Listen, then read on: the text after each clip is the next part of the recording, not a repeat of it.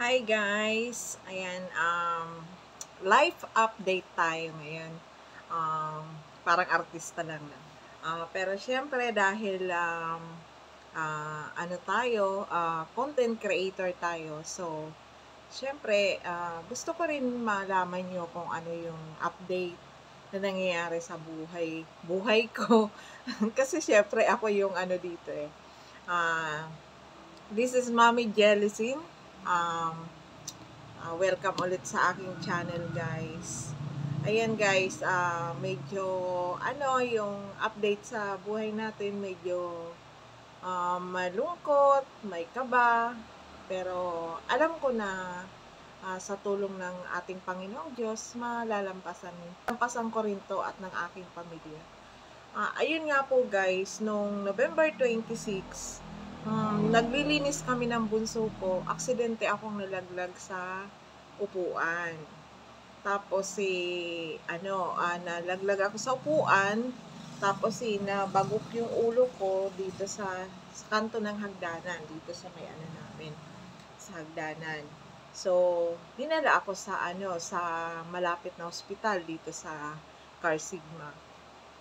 Tapos yun nga, doon siyempre binigyan ako ng paunang lunas. So, itinahi yung aking sugat dito. So, hindi pa yon. Kailangan mag-ano ako ng CT scan. Ayun nga po, nagpa-CT scan ako kinabukasan kasi alanganin na nung hapon. Nung nagpa-CT scan ako sa UniHealth, hinintay pa namin pinakukuha na lang namin yung result.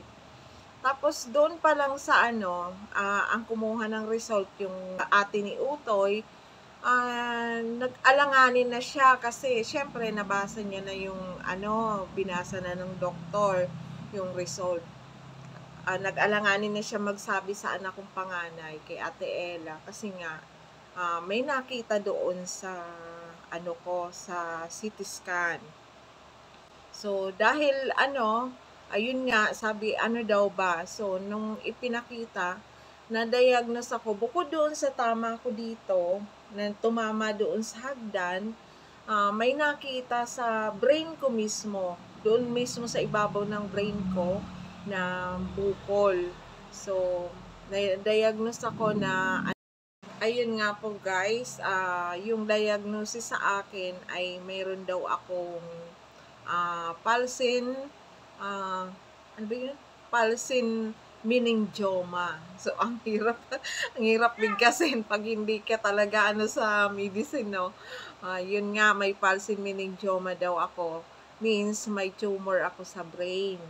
So, di ba nakakatakot kasi imaginein mo sa laki ng pangangatawan ko, doon pa talaga sa brain ko. So, alam nyo naman pag sa ulo, di ba, napakadelikado, lalo na doon mismo sa may brain. So, nag-alala yung mga anak ko. Pero ako parang wala lang kasi nakakaramdam ako ng sakit, nakakaramdam ako na sumasakit yung ulo ko, halos madalas, lalo na pag napapagod ako, tapos yung madali akong tapos yung mood ko masyadong paiba-iba. Akala ko naman yung mood swing ko na yun ay dahil sa syempre, na ako, 46 na ako, akala ko, menopausal, na yon, yung behavior ba ng mga magme-menopause na. Pero, hindi pala, dahil pala yun doon sa, yun daw, nga ba, saan nga ba nanggaling yung syempre, tinanong namin kung saan nagmula yung ng tumor ko, kasi, syempre, hindi ko naman kasi kita nyo naman ang katawan ko, malaki, mataba naman ako, bakit nagkaroon ako ng gano'n? So, syempre, sabi nga raw ng doktor, pwede raw na namana sa genes or na-expose ako dati pa, nung pa ako na Kasi matagal na raw yun. Kasi yung ano ko, yun nga pala guys, yung good news sa aking good news pa yun yung good news doon sa aking brain tumor ay hindi naman siya cancerous. So, pwede siyang tanggalin. Pero nasa na siya, nasa 5 centimeter na. Malaki na po talaga. Tapos, sa 5 centimeter, nung nagpa-CT scan akong una. So, dinala ng anak ko doon sa pinagtatrabuhan niyang hospital yung yung CT scan ko. Tiningnan ng doktor.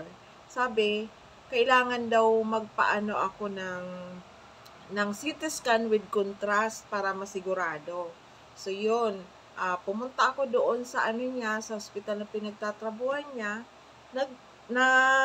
Ulit ako ng CT scan with contrast.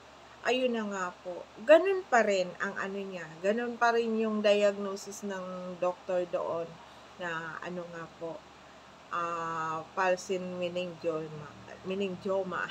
Ang hirap bigkasin.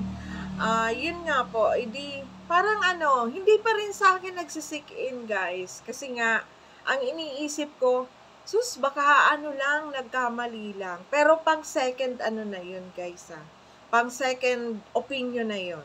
So, dahil nga private yung pinagtatrabaho ng anak ko ng hospital, so hindi ako pwedeng doon lagi So, i-refer kami sa sa Quirino, yung sa public hospital. Kasi meron yung doctor doon sa private na pinagtatrabaho ng anak ko, may kapatid doon sa Quirino, pero hindi siya hindi siya surgeon. Kumbaga doktor sa sa Quirino. So yun ang mag-aano sa amin para pa-check up ako doon. So sa madaling salita, nagpa-check up ako doon. Chinek ako ng doon ng doktor doon. Yun na nga, sinabi na nga na ganun nga, na malaki na kailangan na talaga siyang tanggalin kasi yung maaapektuhan na yung yung mga ugat na nasa ilalim nun. Kaya pala yung pagka yung yung sinisipon, hirap na hirap ako kasi yun pala yung una niyang yung una palang naaapektuhan. Nahihirapan ako, lalo na pag sumising ako, parang kinakayod yung ulo ko, tapos yung parang mabibiak. Yun pala yung unang-unang natatamaan. So sabi ng doktor, kailangan na talagang operahan at kailangan ng tanggalin. So, pero binigyan pa rin ako ng request na kailangan ko magpa-MRI with contrast pa rin para daw masigurado kung hindi hindi yung para masigurado kung ano yung resulta, hindi, kung paano nila tatanggalin yung bukol, kung paano nila tatanggalin kasi mahirap daw basta ang sabi ng doktor, pag natanggal daw yon, hindi absolute na matatanggal yung buong tumor. May matitira kasi pag sinagad yon, maaaring maapektuhan yung ugat na nasa ilalim. So, kailangan ingatan. Maaari daw matirahan yun ng konti, pero yung konti na yon, titingnan pa rin kung grade 1 daw ba or grade 2. Pag grade 1 daw yung matitira doon, siyang lalaki ulit. Pero pag mga grade 2, mabagal na daw ang lalaki. Siguro, matanda na ako bago ulit lumaki na ulit yon. So, sabi nga ng anak ko, parang mas maigi pa raw na may matirang kaunti. Kasi, kaysa sa yung masagad, tapos yung yung mga ugat maapektuhan.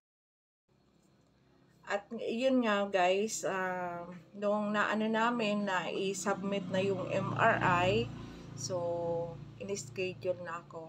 Ang operasyon ko po ay gaganapin sa January 17. So, i-update ko po kayo guys sa mga mangyayari.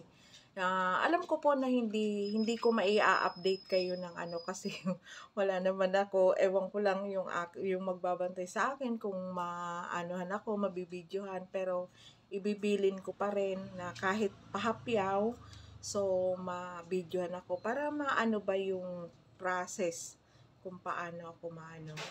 Siguro na sa isang araw, kailangan ko na magpagupit ng maigsi para doon sa ano, yung maano na lang, yung kalbuhin na lang yung part na uupirahan. So, yan lamang guys. Sana ay isama nyo ako sa inyong mga panalangin para malampasan ko itong pagsubok na to sa buhay ko. Actually, hindi pa rin nagsisink in sa akin, pero kasi parang yung bang pakiramdam na hindi ko siya iniisip na sakit. Ang gusto ko lang ay yung malampasan ko to ng walang na hindi nag-aalala. Alam ko naman na hindi ako pababayaan ng Diyos. Ayun. Yan lamang guys. Update ko po kayo. So, sa 17 na yon, so siguro mga 16 i-admit na ako. So, ilang days na lang.